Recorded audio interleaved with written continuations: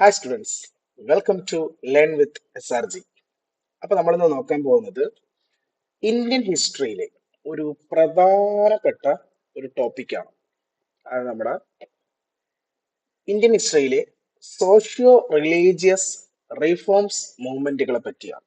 ഇതൊരു ഏട്ടെണ്ണേ ഉള്ളൂ, പക്ഷേ നമുക്ക് സ്ഥിരമായി എല്ലാ വർഷത്തെയും നമ്മുടെ SSC അതുപോലെ തന്നെ റെയിൽവേ എക്സാമിന് നമുക്ക് സ്ഥിരമായി എല്ലാ വർഷങ്ങളിലും ഏതെങ്കിലും ഒരു മൂന്നാല് ഷിഫ്റ്റുകളിൽ ചോദിക്കുന്ന ഒരു പാർട്ടാണ് ഈ സോഷ്യോ റിലീജിയസ് റിഫോം മൂവ്മെന്റ്സ് എന്ന് പറയുന്നത്. കേട്ടോ, ഹിസ്റ്ററിയിൽ തന്നെ ഏറ്റവും പ്രധാനപ്പെട്ട ഒരു ഭാഗം. ഇത് ഉറപ്പായി നിങ്ങൾക്ക് എന്താണ് എക്സാമിന് ക്വസ്റ്റ്യൻ കിട്ടും. കേട്ടോ, അത് എല്ലാ വർഷവും നിങ്ങൾ നോക്കിയാൽ തന്നെ കാണാൻ പറ്റും. ഇപ്പൊ CGL എടുത്താലും CS എടുത്താലും MDS എടുത്താലും നമ്മുടെ ടയർ 1കളിൽ ഉറപ്പായിട്ടും ഒരു മൂന്നാല് സീരീസിൽ മൂന്നാല് ഷിഫ്റ്റുകളിൽ എന്താണ് കൃത്യമായി കാണും. സെയിം നമുക്ക് റെയിൽവേ വരുമ്പോഴും അത് കാണാൻ പറ്റുന്നതാണ്. ഇപ്പൊ RPF-നൊക്കെ ചോദിച്ചതാണ്. ഓക്കെ, സോ അങ്ങനത്തെ കുറച്ച് പ്രധാനപ്പെട്ട റിലീജിയസ് റീഫോംസും അതുമായി ബന്ധപ്പെട്ട കാര്യങ്ങളുമാണ് പഠിക്കാൻ പോകുന്നത്. സോ നമ്മുടെ പ്രധാനമായും പഠിക്കേണ്ട ഒന്ന് രണ്ട് കാര്യമുണ്ട്. ഇപ്പൊ നമുക്ക് ക്വസ്റ്റ്യൻസ് ചോദിക്കുമ്പോൾ മെയിൻലി ഇങ്ങനെയാണ്. ഒന്നാമത്, ഒരു റിഫോംസ് മൂവ്മെന്റ്സ് വരുമ്പോൾ ഏതൊരു സംഘടന എടുത്താലും നമ്മൾ ആദ്യം അറിഞ്ഞിരിക്കേണ്ട കാര്യമാണ് ആരാണ് അതിന്റെ ഫൗണ്ടർ. ഇതാണ് നമ്മൾ ഫസ്റ്റ് പഠിക്കണം. ഒരു ടൈപ്പ് ക്വസ്റ്റ്യൻ ഇങ്ങനെ ആയിരിക്കും ചോദിക്കുന്നത്. കേട്ടോ, who was the founder of dash movement, ആരാണ് ഇതിന്റെ സ്ഥാപകൻ. ഓക്കെ, ദെൻ രണ്ടാമത്തെ കൃത്യമായി പഠിക്കേണ്ട സാധനമാണ് വർഷം. യേസ്, കൃത്യമായി എന്ത് പഠിച്ചിരിക്കുക? വർഷം പഠിച്ചിരിക്കുക. ദെൻ മൂന്നാമത് പഠിക്കേണ്ട സാധനമാണ് എവിടെയാണ് ഇത് രൂപീകരിച്ച സ്ഥലം, പ്ലേസ്. ഈ മൂന്ന് പാറ്റേണിലാണ് നമുക്ക് ക്വസ്റ്റ്യൻസ് വരുന്നത്. ഒന്ന്, ആരാണ് സ്ഥാപകൻ. രണ്ട്, ഏത് വർഷം. ദെൻ മൂന്നാമത്തത്, എവിടെയാണ് ഇത് രൂപീകരിച്ച സ്ഥലം. ഇത് മൂന്ന് കൃത്യമായി പഠിച്ചാൽ നമുക്ക് ഈ ഒരു ഭാഗത്ത് നിന്ന് ചോദിക്കുന്ന ക്വസ്റ്റ്യൻസ് എന്ത് ചെയ്യാൻ പറ്റും? ആൻസർ ചെയ്യാൻ പറ്റുന്നതാണ്. ഓക്കെ, സോ നമുക്ക് നമ്മുടെ ആദ്യത്തെ സംഘടന നമുക്ക് നോക്കാം. അതാണ് ബ്രഹ്മസമാജ്. ഒരുപാട് തവണ എക്സാമിന് ചോദിച്ചിട്ടുള്ള സംഘടനയാണ് ബ്രഹ്മസമാജം, അല്ലെ? ബ്രഹ്മസമാജം അഥവാ ഇതിന് വേറൊരു പേരുടെ ഉണ്ട്. ഇതിന്റെ പഴയൊരു പേരാണ് ബ്രഹ്മസഭ എന്നും പറയും. ബ്രഹ്മസഭ, ബ്രഹ്മസമാജം അഥവാ ബ്രഹ്മസഭ. ആരാണ് സ്ഥാപകൻ? നമ്മുടെ രാജാറാം മോഹൻ റോയ്. ആരാ നമ്മുടെ സ്ഥാപകൻ? നമ്മുടെ രാജാറാം മോഹൻ റോയ് ആണ് ബ്രഹ്മസമാജിന്റെ സ്ഥാപകൻ. സ്ഥിരം ചോദ്യമാണ്, സ്ഥിരം ചോദ്യം. കേട്ടോ, ദ ഫൗണ്ടർ ഓഫ് ബ്രഹ്മസമാജ്. വർഷം 1828. ഏത് വർഷമാണ്? 1828. എവിടെയാ? കൽക്കട്ട. രാജാറാം മോഹൻ റോയ് എവിടെയുള്ളത്? കൽക്കട്ടയിലുള്ളതില്ലേ. അപ്പൊ അദ്ദേഹം കൽക്കട്ടയിൽ എന്ത് സ്ഥാപിച്ചു? ബ്രഹ്മസമാജം. ഏത് വർഷം? 1828 രൂപീകരിച്ചു. കേട്ടോ, ഇനി നമ്മുടെ ഈ ബ്രഹ്മസമാജത്തിന്റെ രൂപീകരണത്താൽ അല്ലെങ്കിൽ ബ്രഹ്മസമാജത്തിലേക്ക് പ്രധാന ലക്ഷ്യം എന്ന് പറഞ്ഞാൽ ഇന്ത്യയില് അല്ലെങ്കിൽ ഇന്ത്യയിലൊക്കെ ഉണ്ടായിരുന്ന പ്രധാനപ്പെട്ട ചില ദുരാചാരങ്ങളെ എന്ത് ചെയ്യുക, നിർത്തലാക്കുവാൻ വേണ്ടിയൊക്കെ, അബോളിഷ്മെന്റിന് വേണ്ടിയൊക്കെ ആയിരുന്നു, അല്ലെ? അപ്പൊ അതുമായി ബന്ധപ്പെട്ട് നമ്മുടെ ബ്രഹ്മസമാജത്തിന്റെ ഈ സംഘടന കാരണം ഇന്ത്യയിൽ നിരോധിക്കപ്പെട്ട ഒരു സംഭവമാണ് 1829 സതി. സതി ഇല്ലേ? സതി എന്താ? ഹിന്ദു മതപ്രകാരം ഒരു സ്ത്രീയുടെ ഭർത്താവ് മരിച്ചാൽ ഭർത്താവിന്റെ ചിതയിൽ ചാടി ആര് ആത്മഹത്യ ചെയ്യണം? ഭാര്യ, അല്ലെ? ആ സതി ഇന്ത്യയിൽ നിരോധിച്ച വർഷം ഏതാ? തൊട്ടടുത്ത വർഷം. ബ്രഹ്മസമാജ് രൂപീകരിച്ചതിന്റെ തൊട്ടടുത്ത വർഷമാണ് ഇന്ത്യയിൽ സതി നിരോധിച്ചത്. 29. അത് നിരോധിച്ചത് എന്നാരും ചോദിച്ചാൽ അന്നത്തെ ഗവർണർ ജനറലായ വില്യം ബെന്റിക് ആണ്, അല്ലെ? അതും ക്വസ്റ്റ്യൻ ചോദിക്കും കേട്ടോ. ഹു അബോളിഷ്ഡ് സതി, ആരാണ് സതി നിരോധിച്ചത്? സതി നിരോധിച്ചത് അന്നത്തെ ബംഗാളിന്റെ ഗവർണർ ജനറലായ വില്യം ബെന്റിക്കും വിത്ത് ഹെൽപ്പ് ഓഫ്, അത് ചോദിക്കും, വിത്ത് ഹെൽപ്പ് ഓഫ് ഹു, ആരുടെ സഹായത്താൽ? ബെന്റിക്ക് രാജാറാം മോഹൻ റോയുടെ അല്ലെങ്കിൽ ഏത് സംഘടന? ബ്രഹ്മസമാജിന്റെ സഹായത്താൽ വില്യം ബെന്റിക്ക് എന്ത് നിരോധിച്ചു? സതി നിരോധിച്ചു. ഏത് വർഷം? 1829. അപ്പൊ ബ്രഹ്മസമാജ് 28. ബ്രഹ്മസമാജം വരുന്നു, 29 സതി നിരോധിക്കുന്നു. കേട്ടാ, ഇവിടെ തന്നെ ഞാൻ വേറൊരു ക്വസ്റ്റ്യൻ പറഞ്ഞുതരാം. നമ്മുടെ ഈ സതിയുടെ നിരോധനം എന്ന് പറഞ്ഞാൽ എന്താണ്? നമ്മുടെ ഈ പറഞ്ഞ ഹിന്ദു മതപ്രകാരം സ്ത്രീകൾ ഇനി എന്ത് ചെയ്യാൻ പാടില്ല? ഭർത്താവിന്റെ ചിതയിൽ ചാടി ആത്മഹത്യ ചെയ്യാൻ പാടില്ല. അപ്പൊ അതെന്ന് നിരോധിച്ചു? 1829. അതിനുശേഷം എന്താ സംഭവിച്ചതെന്ന് ചോദിച്ചാൽ, അതിനുശേഷം നമ്മുടെ ഇന്ത്യയിൽ ഈ ഹിന്ദു മതത്തില് വിധവകൾ വരാൻ തുടങ്ങി. കാരണം അതൊരു വിഡോസ് ഇല്ലായിരുന്നല്ലോ. ഇനി മുതൽ എന്ത് വരും? വിഡോസ് വരും. അപ്പൊ ആ വിഡോസിനൊരു പുനർവിവാഹം കഴിക്കാനുള്ള അനുമതി എവിടെ ഇല്ല? ഇന്ത്യയിൽ ഇല്ലായിരുന്നു.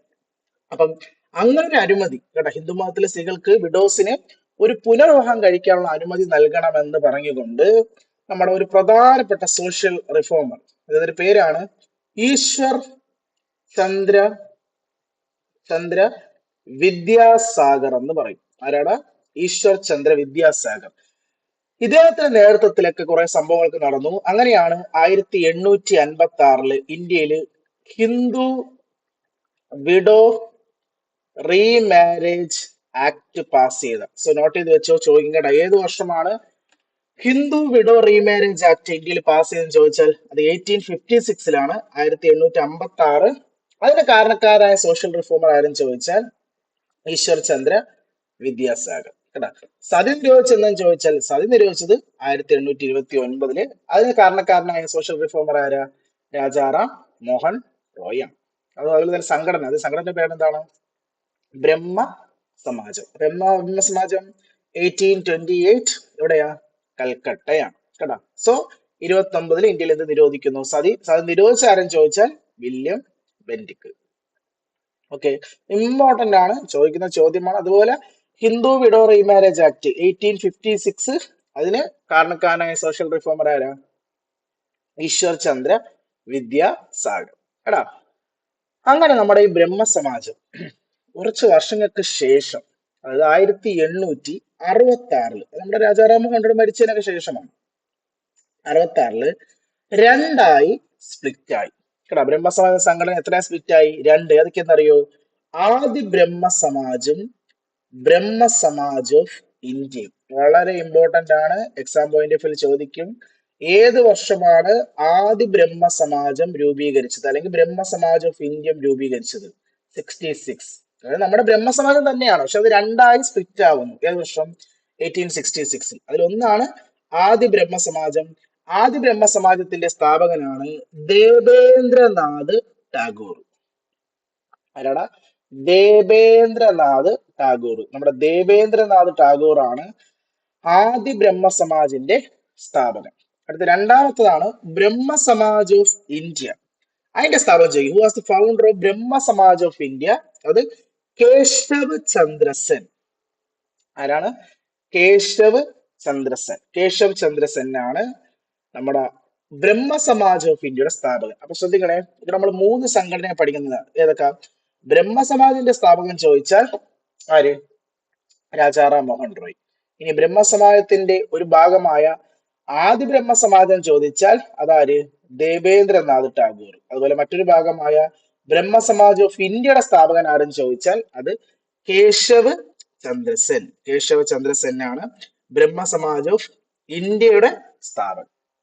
അത് കൃത്യമായി അത് പഠിച്ചിരിക്കണം കേട്ടോ. അത് ആദ്യ ബ്രഹ്മസമാജ് ഇന്ത്യ സ്പിറ്റ് ആയ വർഷം 1866. 66 ഇതിന്റെയൊക്കെ ഹെഡ്ക്വാർട്ടേഴ്സ് കൽക്കട്ട തന്നെയാണ് കേട്ടോ. ആദ്യ ബ്രഹ്മസമാജും ഇന്ത്യയുടെ ഹെഡ്ക്വാർട്ടേഴ്സ് അവിടെ തന്നെയാണ്, കൽക്കട്ട തന്നെയാണ്.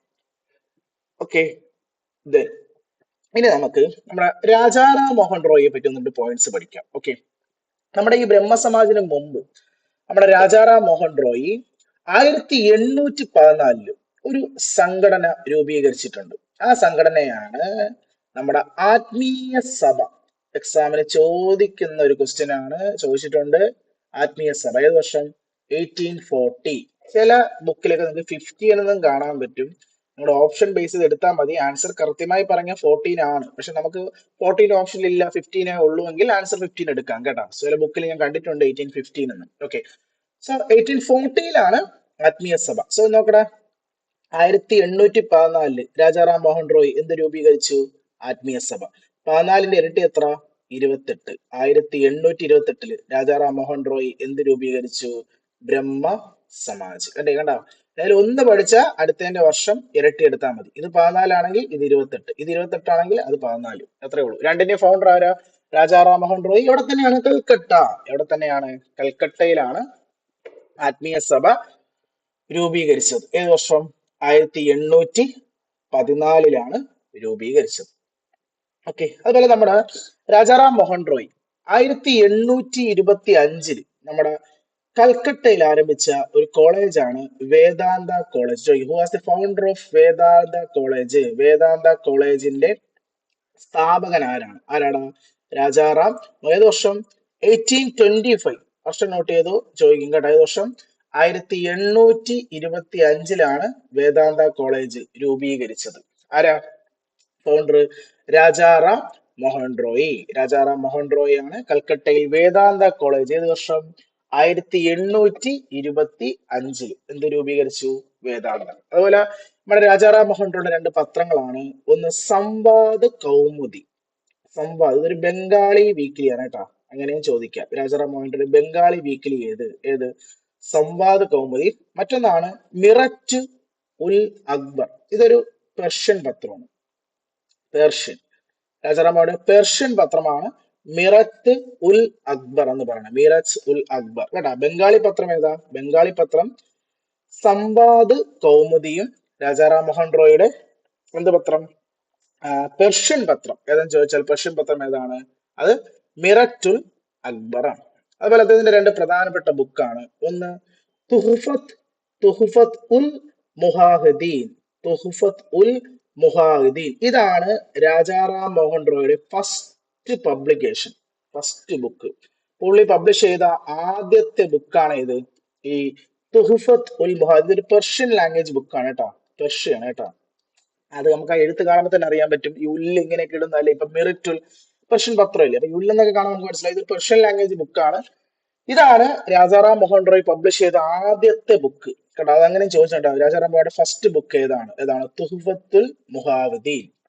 ദെൻ മറ്റൊരു ബുക്കാണ് പ്രിസെപ്റ്റ്സ് ഓഫ് ജീസസ് കേട്ടോ, പ്രിസെപ്റ്റ്സ് ഓഫ് ജീസസ് കേട്ടോ. അങ്ങനെ രണ്ട് പ്രധാനപ്പെട്ട ബുക്കുകൾ കേട്ടോ. ഇനിയും രാജാറാം മോഹൻ എഴുതിയ ബുക്കുകൾ ഉണ്ട് കേട്ടോ. ഞാൻ ഇത് പ്രീവിയസ് ചോദിച്ച രണ്ട് ബുക്കുകൾ ആയതുകൊണ്ടാണ് സെലക്ട് ചെയ്തത് കേട്ടോ. ഇതില് തുഹ്ഫത്തുൽ മുഹാഹിദീൻ ഒരു പ്രത്യേകത കൊണ്ട് രാജാറാം മോഹൻ പബ്ലിഷ് ചെയ്ത ഫസ്റ്റ് ബുക്ക് കൂടിയാണ് ഏത്? തുഹ്ഫത്തുൽ മുഹാഹിദീൻ. ഓക്കെ. അപ്പൊ രാജാറാം മോഹൻ റോയുമായി ബന്ധപ്പെട്ട കാര്യങ്ങൾ കൃത്യമായി പഠിച്ചിരിക്കുക. നമുക്ക് സ്ഥിരമായി രാജാറാം മോഹൻ റോയ് എന്ത് ചോദിക്കാറുണ്ട്? ക്വസ്റ്റ്യൻസ് വരാറുണ്ട്. സോ കൃത്യമായത് എന്ത് ചെയ്യുക? നിങ്ങൾ നോട്ട് ചെയ്ത് വെക്കുക. ഓക്കെ. ദെൻ അടുത്തിലോട്ട് പോയാലോ. നമ്മുടെ അടുത്തൊരു സംഘടനയാണ് പ്രാർത്ഥനാ സമാജ്. ഏത് സംഘടനയാടാ? പ്രാർത്ഥനാ സമാജ് കേട്ടാ. ആരാ സ്ഥാപകൻ നോക്ക്? പ്രാർത്ഥനാ സമാജ് സ്ഥാപകൻ ആത്മാറാം പാണ്ഡുരംഗ്. ആരാ പ്രാർത്ഥനാ സമാജിന്റെ സ്ഥാപകൻ? ആത്മാറാം പാണ്ഡുരംഗ് കേട്ടോ. ആത്മാറാം പാണ്ഡുരംഗ്. അതുപോലെ നമ്മുടെ ഈ കേശവ് ചന്ദ്ര, നമ്മുടെ നേരത്തെ നമ്മൾ പഠിച്ചില്ലേ കേശവ് ചന്ദ്ര സെൻ, അദ്ദേഹത്തിനും ഇതിലൊരു പങ്കുണ്ട് കേട്ടോ. നമ്മുടെ ഈ പ്രാർത്ഥനാ സമാജിൽ കേശവ് ചന്ദ്ര സെന് ഒരു പങ്കുണ്ട്. അങ്ങനെ ഫൗണ്ടർ ചോദിച്ചാൽ ആരാണ്? ആത്മാറാം പാണ്ഡുരംഗ് ആണ്. ഏത് വർഷം? 1867 1867 രൂപീകരിച്ചത്. 1867 എവിടെയാ? ബോംബെ. എവിടെയാണ്? ബോംബെയിലാണ് ഇത് രൂപീകരിച്ചത് കേട്ടോ. സോ കൃത്യമായി അത് നോട്ട് ചെയ്യണം കേട്ടോ. ആര്, എവിടെ, ഏത് വർഷം? ബോംബെയില് 1867 എന്ത് രൂപീകരിച്ചത്? പ്രാർത്ഥന സമാജം. പ്രാർത്ഥന സമാജത്തിന്റെ പ്രധാന ലക്ഷ്യം എന്തൊക്കെ നോക്കണം? ലക്ഷ്യം എന്ന് പറഞ്ഞാൽ എയിം ടു റീഫോം ഹിന്ദുയിസം അല്ലെ. ഹിന്ദുയിസം റീഫോം ചെയ്യാനും അതുപോലെ പ്രൊമോട്ട് സോഷ്യൽ റിഫോംസ് അല്ലെ. പ്രധാന ലക്ഷ്യം പ്രാർത്ഥന സമാജത്തിന്റെ പ്രധാന ലക്ഷ്യം എന്ന് പറഞ്ഞാൽ എന്താണ്? ഹിന്ദുയിസം റീഫോം ചെയ്യാനും അതുപോലെ സോഷ്യൽ റിഫോംസുകളൊക്കെ പ്രൊമോട്ട് ചെയ്യാനും. അതുപോലെ മറ്റൊരു കാര്യമാണ് നമ്മുടെ സൊസൈറ്റിയിൽ നടക്കുന്ന എന്താണ്? കാസ്റ്റ് ഡിസ്ക്രിമിനേഷൻ അല്ലെ, ജാതി വിവേചനം. അതുപോലെ സ്ത്രീകളുമായി ബന്ധപ്പെട്ട അവരുടെ എഡ്യൂക്കേഷൻ, അതുപോലെ ചൈൽഡ് മാരേജ്, ഇതിനൊക്കെതിരെ ഇങ്ങനെയുള്ള സോഷ്യൽ ഇഷ്യൂസിനെതിരെ എന്താണ് ആരംഭിച്ച ഒരു മൂവ്മെന്റ് ആണ് ഏത്? പ്രാർത്ഥന സമാജം എന്ന് പറയുന്നത് കേട്ടോ. പ്രൊഫസർ ലക്ഷ്യങ്ങൾ എന്തൊക്കെയായിരുന്നു? Caste discrimination, women's education, child marriage, ഇതൊക്കെയുമായി ബന്ധപ്പെട്ട് ആരംഭിച്ച 1867 സംഘടനയാണ് പ്രാർത്ഥന സമാജ്. ആരാ ഫൗണ്ടർ? ആത്മാറാം പാണ്ഡുരംഗ്. ആരാണ്? ആത്മാറാം പാണ്ഡുരംഗ്. പ്രാർത്ഥന സമാജിന്റെ സ്ഥാപകൻ ആരാടാ? ആത്മാറാം പാണ്ഡുരംഗ്. ഓക്കെ. ദെൻ അടുത്ത സംഘടന സത്യശോധക് സമാജം. ആരാടാ? സത്യശോധക് സമാജം. ആരാ ഫൗണ്ടർ നോക്ക്? സത്യശോധക് സമാജിന്റെ സ്ഥാപകനാണ് ജ്യോതിറാവു ഫൂലെ. ആരാണ്? ജ്യോതിറാവു ഫൂലെ. അത് ഇങ്ങനെ പഠിച്ചാൽ മതി കേട്ടാ. സംഘടന പേര് സത്യം അല്ലെ. നമ്മൾ ഈ പണ്ടൊക്കെ വീട്ടിലൊക്കെ നമ്മളെയൊക്കെ സത്യം ചെയ്യിപ്പിക്കാറില്ലേ? അത് വീട്ടിലെ വിളക്കില്, നമ്മുടെ വിളക്കില് ആ ഒരു വിളക്കിന് തൊട്ടല്ലേ സത്യം ചെയ്യിപ്പിക്കാറുള്ളത് അല്ലെ. അപ്പൊ വിളക്കിൽ ഒരു ജ്യോതി ഉണ്ടല്ലോ, തീ അല്ലെ, തീ ജ്യോതി, അങ്ങനെ കണക്ട് ചെയ്താൽ മതി. സത്യം ചെയ്യുന്നത് ജ്യോതിയിലാണ് അല്ലെ, വിളക്കിലെ ജ്യോതിയിലാണ് സത്യം ചെയ്യുന്നത്. അപ്പൊ ആരാ ഫൗണ്ടർ? ജ്യോതിറാവു ഫൂലെ. ആരാണ്? ജ്യോതിറാവു ഫൂലെ. വർഷം 1873. ഏത് വർഷമാണ്? 1873. എവിടെയാ? പൂനെ. എവിടെയാണ്? പൂനെയിലാണ്. നമ്മൾ നേരത്തെ കണ്ട പ്രാർത്ഥനാ സമാജം ബോംബെയിലാണ്. ഇത് പൂനെയിലാണ് 1873 ജ്യോതിറാവു ഫൂലെ എന്ത് രൂപീകരിച്ചത്? സത്യശോധക് സമാജം രൂപീകരിച്ചത്. ഇതിന്റെ ലക്ഷ്യം എന്ന് പറഞ്ഞാൽ നമ്മൾ നേരത്തെ പറഞ്ഞ പോലെ തന്നെയാണ്. സ്ത്രീകളുടെ എന്താണ് വിദ്യാഭ്യാസം, അതുപോലെ തന്നെ സ്ത്രീകൾ നേരിടുന്ന പ്രശ്നങ്ങൾ, അതുപോലെ ദളിതര് അല്ലെ, ദളിതര്, ശൂദ്ര പറഞ്ഞാൽ ദളിതര് തന്നെയാണ് അല്ലെ, അവര് സൊസൈറ്റിയിൽ നേരിടുന്ന പ്രശ്നങ്ങളെയും അതുമായി ബന്ധപ്പെട്ട കാര്യങ്ങളെയൊക്കെ എന്താണ് നേരിടാൻ വേണ്ടിയിട്ടാണ് എന്തിന്റെ ലക്ഷ്യം? സത്യശോധക് സമാജിന്റെ ലക്ഷ്യമെന്ന് പറയുന്നത് കേട്ടാ. ആരാ ഫൗണ്ടർ? ജ്യോതിറാവു ഫൂലെ. നമ്മുടെ ജ്യോതിറാവു ഫൂലെ ഇതുമായി ബന്ധപ്പെട്ട് എഴുതിയ ഒരു ബുക്കാണ് ഗുലാംഗിരി എന്ന് പറയും കേട്ടാ. ചോദിക്കുന്ന ഒരു ബുക്കാണ്. ആരാണ് ദ ഓതർ ഓഫ് ഗുലാംഗിരി? ചോദിക്കുക, ചോദിച്ചിട്ടുണ്ട് കേട്ടോ ഈ ക്വസ്റ്റ്യൻ കേട്ടാ. ഗുലാംഗിരി ആരാണ്? ഗുലാംഗിരി എഴുതിയത് ആരാണ്? ജ്യോതിറാവു ഫൂലെ കേട്ടാ. അപ്പൊ ഇമ്പോർട്ടന്റ് സംഘടനയാണ്. ഈ വർഷം തന്നെ 2 എക്സാമിന് റിപ്പീറ്റഡ് ചോദിച്ചിട്ടുണ്ട്. ലാസ്റ്റ് ഇയർ ഒക്കെ കുറെ ചോദിച്ചിട്ടുണ്ട്. ഈ വർഷം 2024 2 തവണ എന്താണ് ഈ ക്വസ്റ്റ്യൻ എന്ത് ചെയ്തു? റിപ്പീറ്റഡ് ചോദിച്ചിട്ടുണ്ട്. ദ ഫൗണ്ടർ ഓഫ് സത്യശോധക് സമാജം ആരാണ്? ജ്യോതിറാവു ഫൂലെ. അപ്പൊ അതിന്റെ ബുക്കാണ് ഗുലാം ഗിരി. ഏത് വർഷം? 1873 പൂനെയിലാണ് ഇത് രൂപീകരിച്ചത്. ഓക്കെ, ദെൻ അടുത്തതിൽ പോലോ.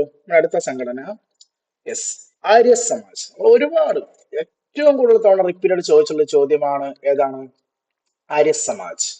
യെസ്, ആരാണ് ആര്യ സമാജിന്റെ സ്ഥാപകൻ? യെസ്, നമുക്കറിയാം. ആര്യ സമാജ സ്ഥാപകൻ സ്വാമി ദയാനന്ദ സരസ്വതി അല്ലെ. നമ്മുടെ ആരാണ്? ദയാനന്ദ സരസ്വതിയാണ് എന്തിന്റെ സ്ഥാപകൻ? ആര്യ സമാജിന്റെ സ്ഥാപകൻ അല്ലെ. ആര്യ സമാജിന്റെ സ്ഥാപകൻ ആരാണ്? സ്വാമി ദയാനന്ദ സരസ്വതി. ഏത് വർഷം? 1875. ഏത് വർഷമാണ്? 1875. എവിടെ? ബോംബെയിൽ. എഗെയിൻ ബോംബെ. നമ്മൾ നേരത്തെ കണ്ട പ്രാർത്ഥനാ സമാജം എവിടെയായിരുന്നു? ബോംബെ ആയിരുന്നു. ദാ ആര്യ സമാജം എവിടെയാണ്? ബോംബെയിലാണ് അല്ലെ. ആര്യ സമാജം ഇവിടെ തന്നെയാണ്, ബോംബെയിലാണ് രൂപീകരിച്ചത് കേട്ടോ. ഈ സംഘടന രൂപീകരിക്കുന്നതിന്റെ പ്രധാന ലക്ഷ്യം എന്ന് പറഞ്ഞാൽ എന്താണ്? ഹിന്ദു മതത്തിൽ ഉണ്ടായിരുന്ന അന്ധവിശ്വാസങ്ങളെയും അനാചാരങ്ങളെയൊക്കെ എന്താണ് തുടച്ചു മാറ്റുകയും, അതുപോലെ തന്നെ ഇതിന്റെ ഭാഗമായി നമ്മുടെ ദയാനന്ദ സരസ്വതി നമ്മുടെ വേദങ്ങൾക്ക് വലിയൊരു ഇമ്പോർട്ടൻസ് കൊടുത്തിരുന്നു. വേദ പഠനങ്ങൾക്കും മറ്റു ആവശ്യങ്ങൾക്കുമായി സ്കൂളുകളൊക്കെ അദ്ദേഹം എന്ത് ചെയ്തു? അന്ന് ആരംഭിച്ചിരുന്നു. അപ്പൊ അദ്ദേഹം അന്ന് പറഞ്ഞ ഒരു പ്രധാന കോട്സ് ആണ് ഗോ ബാക്ക് ടു വേദ. വേദങ്ങളിലേക്ക് മടങ്ങുക എന്ന് പറഞ്ഞത് ആരും ചോദിക്കും. ഗോ ബാക്ക് ടു വേദ, വേദങ്ങളിലേക്ക് മടങ്ങുക എന്ന് പറഞ്ഞത് ആരാണ്? സ്വാമി ദയാനന്ദ സരസ്വതി. സ്വാമി ദയാനന്ദ സരസ്വതിയാണ് ഗോ ബാക്ക് ടു വേദാസ് എന്ന് പറഞ്ഞ, വേദങ്ങളിലേക്ക് മടങ്ങുക എന്ന് പറഞ്ഞത് ആരാണ്? സ്വാമി ദയാനന്ദ സരസ്വതി. അതുപോലെ തന്നെ അദ്ദേഹത്തിന്റെ സമയത്ത് ആര്യസമാജത്തിന്റെ ഭാഗമായി അദ്ദേഹം ആരംഭിച്ച ഒരു മൂവ്മെന്റ് ആണ് ശുദ്ധി മൂവ്മെന്റ്, ശുദ്ധി പ്രസ്ഥാനം എന്ന് പറയും. ശുദ്ധി പ്രസ്ഥാനം എന്തെന്ന് വെച്ചാൽ ഹിന്ദു മതത്തിൽ നിന്നും കൺവെർട്ട് ചെയ്ത്, അതായത് സിഖിലേക്കും ഇസ്ലാം മതത്തിലേക്കും ക്രിസ്ത്യൻസിലേക്കും കൺവെർട്ട് ചെയ്ത ആൾക്കാരെ തിരിച്ച് റീകൺവെർട്ട് ചെയ്യാൻ വേണ്ടി, തിരിച്ച് എന്ത് ചെയ്യാനാണ്? റീകൺവെർട്ട് ചെയ്യാൻ വേണ്ടി ആരംഭിച്ച ഒരു പ്രസ്ഥാനമാണ് ശുദ്ധി പ്രസ്ഥാനം. ആ ശുദ്ധി പ്രസ്ഥാനത്തിന്റെ സ്ഥാപകൻ ആരും ചോദിച്ചാൽ ആരാണ്? നമ്മുടെ ദയാനന്ദ സരസ്വതി കേട്ടോ. ശുദ്ധി ചോദിച്ചിട്ടുണ്ട്. PYQ തന്നെയാണ്, PYQ ക്വസ്റ്റ്യൻ ആണ്. ശുദ്ധി മൂവ്മെന്റിന്റെ സ്ഥാപകൻ ആര്? സ്വാമി ദയാനന്ദ സരസ്വതി. എന്തുമായി ബന്ധപ്പെട്ടതാ? ആര്യ സമാജുമായി ബന്ധപ്പെട്ട ഒരു സംഭവമാണ് ശുദ്ധി പ്രസ്ഥാനം. ശുദ്ധി പ്രസ്ഥാനം എന്ന് പറഞ്ഞാൽ ഹിന്ദു മതത്തിൽ നിന്നും കൺവെർട്ട് ചെയ്ത് പോയ ആൾക്കാരെ റീകൺവെർട്ട് ചെയ്യിപ്പിക്കാൻ വേണ്ടി ആരംഭിച്ചതാണ്. ഓക്കെ, ഇനി നമ്മുടെ ദയാനന്ദ സരസ്വതി ഒരു പ്രധാനപ്പെട്ട എന്താണ്? ഒരു ബുക്ക് എഴുതിയിട്ടുണ്ട്. ആ ബുക്കിന്റെ പേരാണ് എന്താണ്? സത്യാർത്ഥ പ്രകാശ്. ഏതാണ്? സത്യാർത്ഥ പ്രകാശ് കേട്ടാ. So who is the author of Satyarth Prakash എന്ന് ചോദിച്ചാൽ ആരാണ് സത്യാർത്ഥ പ്രകാശിന്റെ ഓതർ? ആരാടാ? സ്വാമി ദയാനന്ദ സരസ്വതി കേട്ടാ. അത് നമ്മൾ നേരത്തെ ഇപ്പൊ ഗുലാംഗിരി പഠിച്ചില്ലേ? ആരുടെയാ ഗുലാംഗിരി പഠിച്ചത്? ഗുലാംഗിരി നമ്മൾ പഠിച്ചത് നമ്മുടെ ആരാടാ? ഗുലാംഗിരി നമ്മൾ പഠിച്ചത് ആരെയാ? ജ്യോതിറാവു ഫൂലെ. അതുപോലെ മറ്റൊരു ബുക്കാണ് ഏത്? സത്യാർത്ഥ പ്രകാശം. സത്യാർത്ഥ പ്രകാശം ആരുടെ ബുക്ക് എന്ന് ചോദിച്ചാൽ ആരുടെയാണ്? നമ്മുടെ സ്വാമി ദയാനന്ദ സരസ്വതി. അപ്പൊ മറക്കല് കേട്ടാ. ആര്യ സമാജ് ആരാണ്? ആര്യ സമാജ് സ്വാമി ദയാനന്ദ സരസ്വതിയുടെ ആര്യ സമാജം. ഓക്കെ, ദെൻ അടുത്ത ക്വസ്റ്റ്യൻ, അടുത്ത സംഘടന ഏതാണ്? നമുക്ക് രണ്ട് സംഘടന കൊടുത്തിട്ടുള്ളത്. ഒന്ന് ഞാൻ ദേവസമാജം. ദേവസമാജ് ഏത് വർഷമാണ് ദേവസമാജം? 1887, 1887 പക്ഷെ സ്ഥലം നോക്ക്, ലാഹോർ ആണ് അല്ലെ? യെസ്, നമുക്ക് ഇന്ത്യക്ക് പുറത്തുള്ള ആ ഒരു സംഘടന കിട്ടിയല്ലേ. ശരിക്കും ലാഹോറൊക്കെ അന്ന് ഇന്ത്യയുടെ ഒരു ഭാഗമാണ് അല്ലെ? സോ ലാഹോറിൽ 1887 രൂപീകരിച്ച ഒരു സംഘടനയാണ് ദേവസമാജ് എന്ന് പറയുന്നത്. ഏതാണ്? ദേവസമാജം. ദേവസമാജം സ്ഥാപകൻ ആരാ? സ്ഥാപകൻ ശിവനാരായൺ അഗ്നിഹോത്രി. ആരാണ്? ശിവനാരായൺ അഗ്നിഹോത്രി. ശിവനാരായൺ അഗ്നിഹോത്രിയാണ് എന്തിന്റെ സ്ഥാപകൻ? ദേവസമാജത്തിന്റെ സ്ഥാപകൻ. ഏത് വർഷം? 1887. എവിടെയാണ്? ലാഹോറിലാണ് ഇത് രൂപീകരിച്ചത്. കേട്ടാ, നോട്ട് ചെയ്ത് വെക്കുക, ചോദിക്കാൻ ചാൻസ് ഉണ്ട്. അടുത്തതാണ് വേദസമാജം. നമ്മൾ ദേവ കണ്ടു, അതിന്റെ നേരെ തിരിച്ചിട്, ദേവിന്റെ നേരെ തിരിച്ചിട്ട വേദ് അല്ലെ? വേദസമാജം അല്ലെ? അല്ലെ, ഇത് നോക്കണ DEV, അതുപോലെ ഞാൻ തിരിച്ചിട്ടു VED, പിന്നെ ഏത്? വേദസമാജം. വേദസമാജത്തിന്റെ സ്ഥാപകൻ ആരാടാ? കേശവ് ചന്ദ്ര സെൻ. നമ്മുടെ കേശവ് ചന്ദ്ര സെൻ ആണ് വേദസമാജത്തിന്റെ സ്ഥാപകൻ. ഏത് വർഷം? 1864. അത് എവിടെയാ? മദ്രാസിൽ അല്ലെ? നമുക്ക് ആദ്യമായിട്ട് മദ്രാസിൽ ഒരു സംഘടന കിട്ടുന്നത് അല്ലേ? സോ മദ്രാസില് 1864 രൂപീകരിച്ച സംഘടനയാണ് ഏത്? വേദ സമാജം. ഏത് വർഷമാണ്? 1864. കേട്ടാ, അപ്പം ദേവസമാജം രൂപീകരിച്ച വർഷം 1887. എവിടെയാണ്? ലാഹോറിലും. വേദസമാജം രൂപീകരിച്ചത് 1864. എവിടെയാണ്? മദ്രാസിൽ. കേട്ടാ, ആരാണ് വേദസമാജത്തിന്റെ സ്ഥാപകൻ? കേശവ് ചന്ദ്ര സെൻ. അതുപോലെ ദേവസമാജത്തിന്റെ സ്ഥാപകൻ ആര്? ദേവസമാജത്തിന്റെ സ്ഥാപകൻ ആരാണ്? ശിവനാരായൺ അഗ്നിഹോത്രി. ഓക്കെ, നമുക്ക് അടുത്ത സംഘടനയായിട്ട് പോയല്ലോ. നമ്മുടെ അടുത്തൊരു സംഘടനയാണ് രാമകൃഷ്ണ മിഷൻ. വളരെ പ്രധാനപ്പെട്ട ഒരു സംഘടനയാണ് അല്ലെ? സോ അതിന്റെ ഫൗണ്ടർ നോക്കടാ, നമുക്ക് നല്ല പരിചയമുള്ള ഒരാളാണ്. ആരാ നമ്മുടെ രാമകൃഷ്ണ മിഷന്റെ ഫൗണ്ടർ? നമ്മുടെ സ്വാമി വിവേകാനന്ദനാണ് അല്ലെ? നമ്മുടെ സ്വാമി വിവേകാനന്ദനാണ് എന്തിന്റെ സ്ഥാപകൻ? രാമകൃഷ്ണ മിഷന്റെ സ്ഥാപകൻ. ഏത് വർഷം? 1897, 1897 അല്ലെ? നമ്മളിപ്പോ പഠിച്ച ഒരു 3 സംഘടന ഞാൻ അവിടെ എഴുതാം. അതായത് ഒന്ന് നമ്മൾ പഠിച്ച പ്രാർത്ഥനാ സമാജം. ഏത് വർഷം? 1867. അത് നമ്മൾ പഠിച്ചതാണ് ദേവസമാജം. 1887 അല്ലെ? 67, 87. ഇപ്പൊ എന്താ? രാമകൃഷ്ണ മിഷൻ 1897. സോ ഈ സംഘടന 3 നിങ്ങൾ ഒരുമിച്ച് അങ്ങ് പഠിച്ചു വെച്ചാൽ നമുക്ക് വർഷം കിട്ടും. നോക്കടാ, 1867, 87, 87, 97 അല്ലെ? 67, 87, 97. ഓർഡർ ഇങ്ങനെ ഓർത്താൽ മതി. ആദ്യത്തെ 67 ആര്? പ്രാർത്ഥന. നമ്മൾ പ്രാർത്ഥിക്കുന്നത് അല്ലെ? നമ്മൾ പ്രാർത്ഥിക്കാറില്ലേ? നമ്മൾ പ്രാർത്ഥിക്കാറുണ്ടല്ലേ? ആരോടാ? ദേവനോട് അല്ലെ? നമ്മൾ പ്രാർത്ഥിക്കാറുണ്ട് ആരോട്? ദേവനോട്. ദേവന്മാരാരാ? രാമനും കൃഷ്ണനും. ആരൊക്കെയാണ്? രാമനും കൃഷ്ണനും. അപ്പൊ ആ ഓർഡറിലാണെങ്കിൽ നമുക്ക് ഈ ഒരു 3 വർഷം അങ്ങ് സെറ്റ് ചെയ്ത് പഠിക്കാൻ പറ്റും. കണ്ട, 67, 87, 97 അല്ലെ? സോ 67 ഏത് സംഘടന? പ്രാർത്ഥന. നമ്മൾ പ്രാർത്ഥിക്കാറുണ്ട് അല്ലെ? ആരോട്? ദേവനോട്. ദേവസമാജം. ഏത് വർഷം? 87. ദേവന്മാരാരൊക്കെ?